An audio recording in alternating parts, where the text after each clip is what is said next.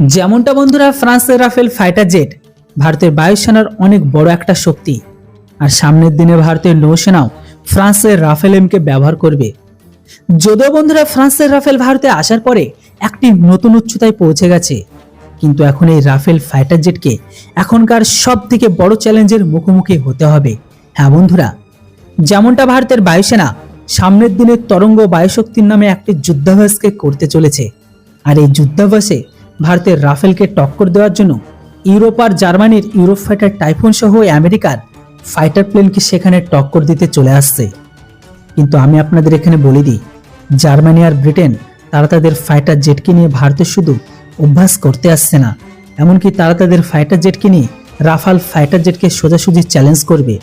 তাই তো জার্মানি তাদের পুরো ক্ষমতা সম্পন্ন ইউরোপ ফাইটার টাইফুনকে ভারতে পাঠানোর জন্য প্রস্তুতি করে ফেলেছে। যদিও আমেরিকা ঘোষণা করেছে তাদেরও ফাইটার জেট এতে অংশগ্রহণ করবে।